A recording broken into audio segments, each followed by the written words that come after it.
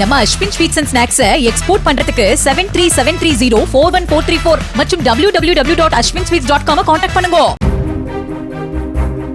லோகேஷ் கனகராஜ் இயக்கியுள்ள கூலி திரைப்படத்தில் ஹீரோவாக நடித்திருக்கும் ரஜினிகாந்துக்கு 200 கோடி ரூபாய் சம்பளம் தரப்பட்டுள்ளதாக தகவல்கள் தெரிவிக்கின்றன.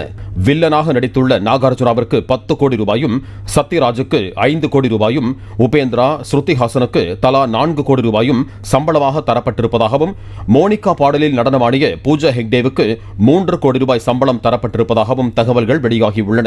படத்தில் நடிக்க ரஜினிகாந்துக்கு முதலில் 150 கோடி ரூபாய் சம்பளம் பேசப்பட்டதாகவும், ரிலீஸ் ஆவதற்கு முன்பே அதிக வருமானம் ஈட்டியிருப்பதால் அவருக்கு கூடுதலாக 50 கோடி ரூபாய் சம்பளம் கொடுக்கப்பட்டுள்ளதாகவும் தகவல்கள் தெரிவிக்கின்றன. கௌரவ வேடத்தில் நடித்துள்ள ஆமீர் கான் சம்பளம் எதுவும் பெறவில்லை என்றும் கூறப்படுகிறது. நம்ம Ashwin sweets and snacks export பண்றதுக்கு 7373041434 மற்றும் www.ashwinsweets.com கான்டாக்ட் பண்ணுங்க. பிளே ஸ்டோர் மற்றும் ஆப் ஸ்டோரில் இருந்து பாலிமர் செயலியை QR கோடு மூலம் பதிவிறக்கம் செய்யுங்கள். செய்திகளை உடனுக்குடன் பெறுங்கள்.